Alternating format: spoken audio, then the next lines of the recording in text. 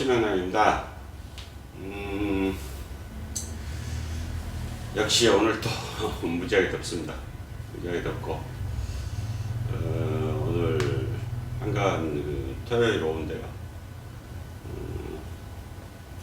먼저 차를 좀 마시고 독서 좀 하다가 유튜브를 좀 찍어야 되겠다 싶어가지고 상당히 게을러지면 안 되는 일이기 때문에 지금 저쪽 앞에 침향 선양을 하나 피워놓고 차를 마셨습니다. 이렇게 차를 마시고 이제 몸이 좀 차를 마시고 향을 피우니까 몸이 좀 뜨끈뜨끈하게 열이 나고 더운 나라에서 뜨끈뜨끈해지면 안 돼서 에어컨 빵빵하게 틀었습니다.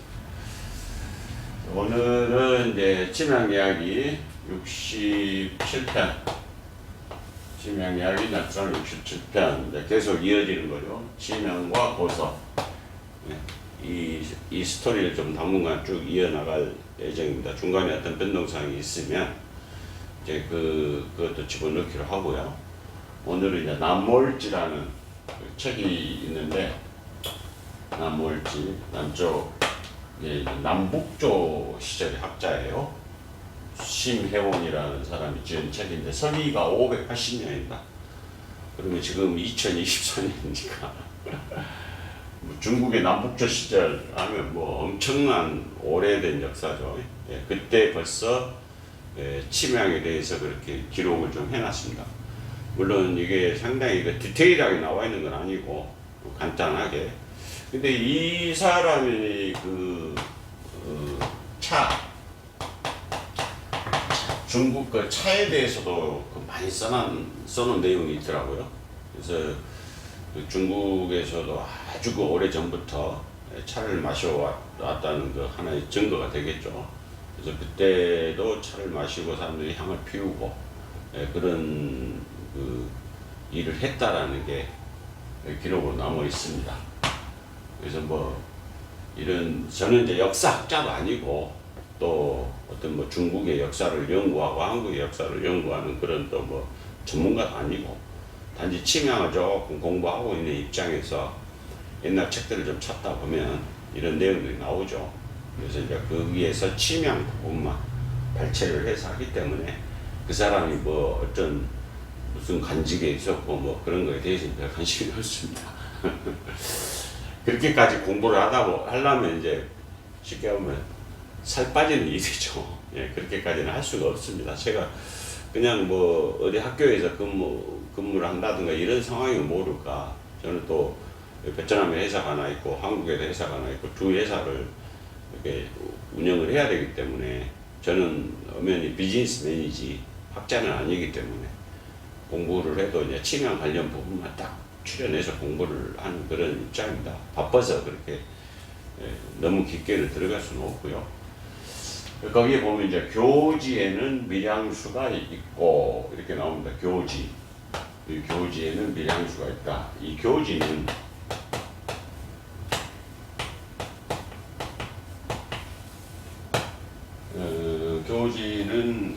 제 유튜브를 보신 분들은 아시겠죠. 베트남을 대강 지도를 좀 그려보면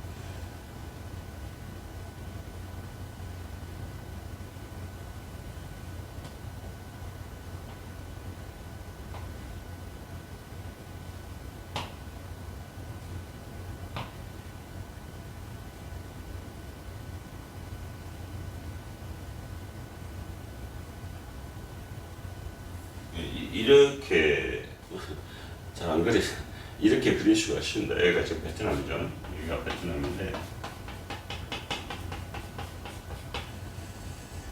여기가 사이공이고 여기가 하노이입니다. 여기가 다낭이고 나짱이 이 정도 됩니다.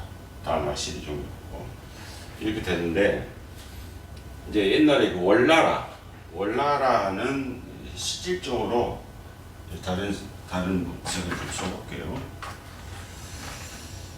실질적으로 과거의 지도를 보면은 요렇게가 월나라였어요. 요렇게가 베트남이었죠. 이렇게 해남도 포함해서 요 정도가 베트남이고 요 정도 여기 국경선을 왔다 갔다 했는데 요거는 이제 참파였죠, 참파. 그때 지금의 하노이, 요 하노이 근방. 우리가 그 베트남 역사를 보자면 이제 그 통킹만이라고 나오잖아요. 월남전의 시발점이 됐던 그 통킹만, 미국 해군이 와서 자작극을 벌였던 야비한 친구들이죠. 아주 야비한 친구들인데 그 친구들이 자작극을 벌여서 베트남 전쟁이 시작이 됐는데 그 통킹만이 이 홍강, 하노이를 가로지르는 이 홍강이 바다로 빠지는 이만을 이제 통킹만이라고 하죠. 통킹만. 요 지역이 이제 곡창지대입니다. 나머지는 다 산맥이 이제 산으로 둘러싸여 있고 곡창지대가 이렇게 넓지 않아요. 조그만합니다. 거기에 그 수도 하노이를 옛날에 중국에서는 교지라고 불렀습니다. 교지국 또는 이제 교지 왕국. 여기를 베트남의 이 지역을 한나라 때부터 군을 설치해서 1000년간, 약 1000년간 지배를 했죠. 1000년간. 무려 1000년간 지배를 했기 때문에 지금도 베트남 사람들의 대부분은 중국을 그다지 좋아하지 않습니다. 이런 그 아픈 역사를 가지고 있기 때문에 그래서 이제 중국에 대해서 상당한 반감을 가지고 있죠. 그래서 이제 어떤 그 경제 활동, 무역 활동 외에는 그다지 좋아하지 않습니다. 그래서 이제 그건 사실이고, 그래서 이제 요 지역의 중심이 여기 지금의 하노이 근방이었는데 여기를 교지국이라고 불렀다. 그래서 교지에는 밀향수, 옛날에는 이 침향을 밀향수라고 많이 불렀어요. 밀향수. 여기서 이제 밀자는 꿀 밀자죠. 꿀. 그 밀락할 때 꿀집. 그러니까 거기에서 나오는 그 향, 뭐 꿀 향도 엄청 달콤하고 좋지 않습니까? 그래서 밀향수다. 이게 그 고서에 많이 나옵니다. 그래서 침향을 침향나무라고 부르는 경우도 있지만 이제 밀향수로 부르는 경우도 많이 있습니다. 그래서 교지에는 밀향수가 있고 그 사람들은 그것을 채취한다. 이렇게 되어 있어요. 그러니까 이제 이 교지 사람들은 산에 들어가서 이 침향나무를 채취한다. 그리고 수년 된 뿌리를 잘라내고 수년 된 이제 나무 밑둥을 아예 땅을 파서 침향나무가 우리가 보통 아주 100년 이상을 산다고 그러거든요. 그러면 이제 나무가 상당히 두께도 크고 한 아름이 되니까 그 뿌리도 뭐 장난 아니겠죠. 그걸 다 뿌리를 파내고 잘라내고 몇 년이 지나면 이제 뿌리를 잘라내버린단 말은 나무를 죽인다는 소리죠. 몇 년이 지나면 외피와 가지가 모두 썩어버린다. 그러니까 이제 나무를 일부러 썩히는 거죠. 이제 뿌리를 잘라버린다면 물 공급을 없애버린다는 거죠. 그러면 이제 그래 놓고 몇 년을 놔두면 방치하면 나무 껍질과 가지가 다 모두 썩지만 목심, 나무를 단면으로 자라면 이 목심 부분과 가지의 마디 이런 이제 가지들이 뻗어나갈 때 이런 마디들, 뭐 가지가 이렇게 또 나가겠죠. 이 마디들은 그대로 남는다. 여기는 안 썩는다는 소리죠. 목심과 여기 외피와 가지는 썩고 가지의 마디와 목심은 그대로 남는다. 근데 거기에서 이제 견고하고 여기 딱딱하다 이 말이죠.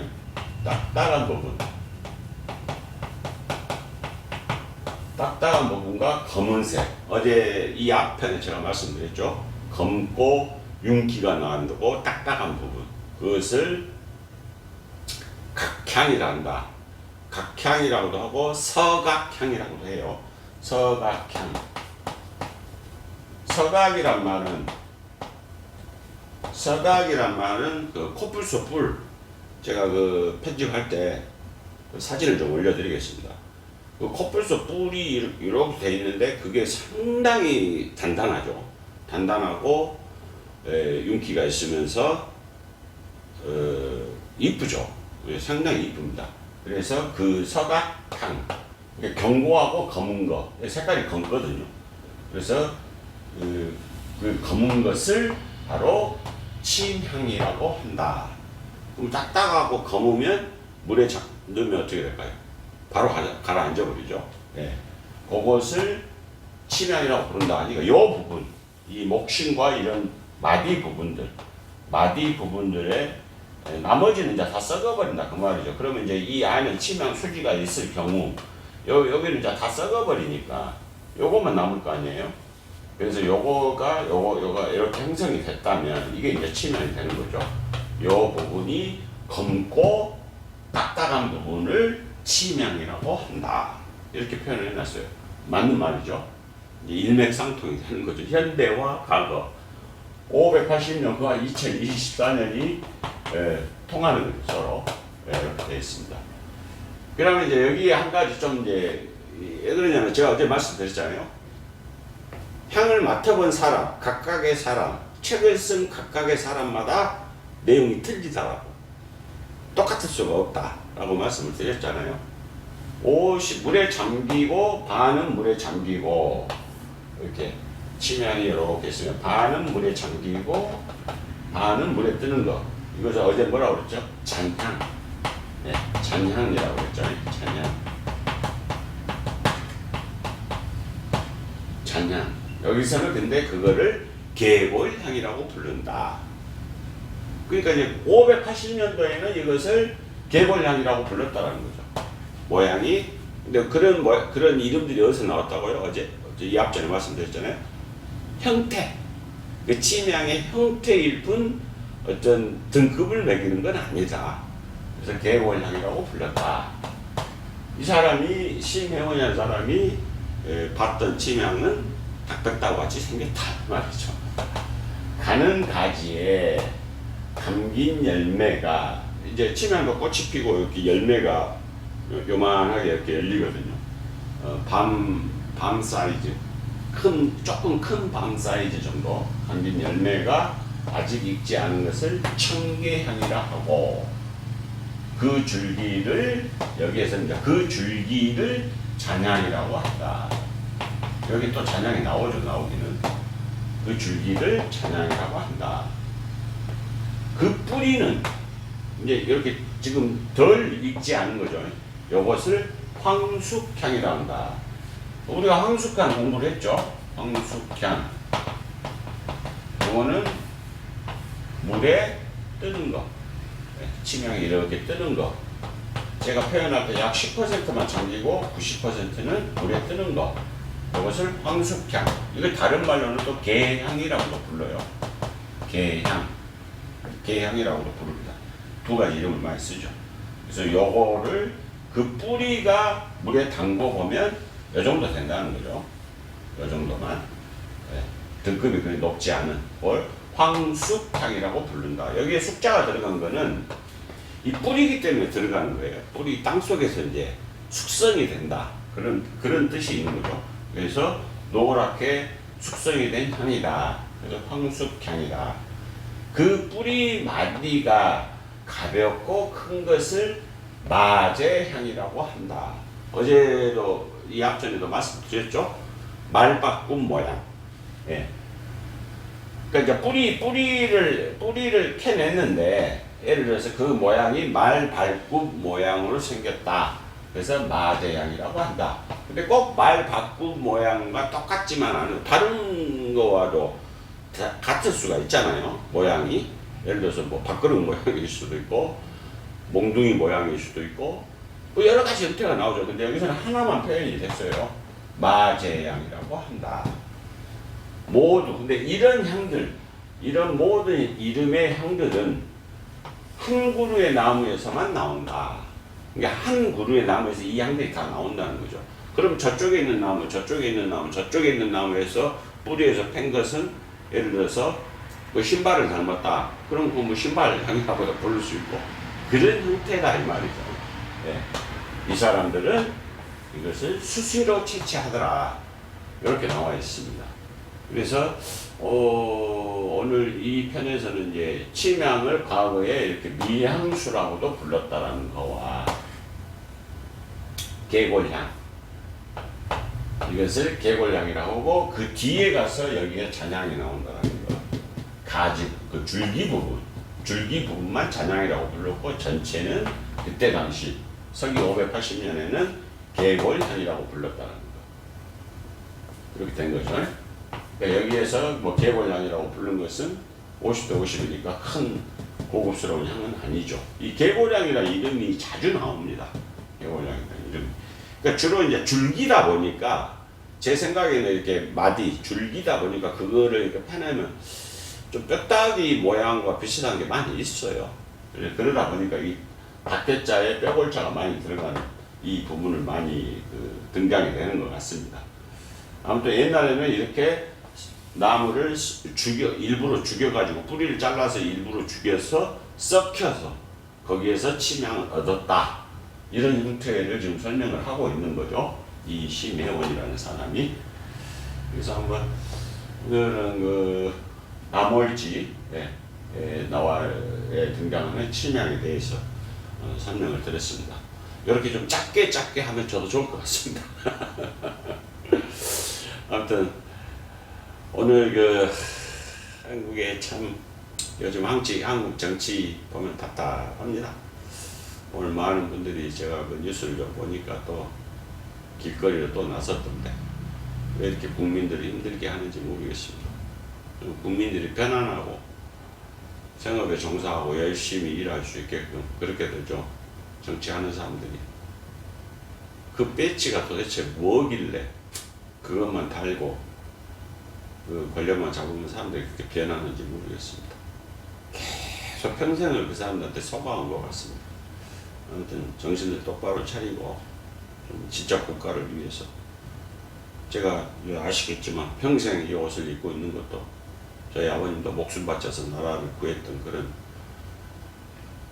군인 영웅이었고 저 또한 5.18 때 민주주의를 위해서 목숨 걸고 싸웠던 그런 사람인데 좀 요즘 사람들 보면 요즘 정치하는 사람들 보면 답답합니다. 정치 이야기는 더 이상 안 하겠습니다. 해버리면 한 달 하라고 해도 할 것 같습니다. 진짜 더 이상 이제 포기하기 전에 그 사람들이 정신을 좀 차렸으면 좋겠습니다. 아무튼 건강하게 다음 시간까지 또 건강하게 계시고 또 뵙겠습니다. 감사합니다.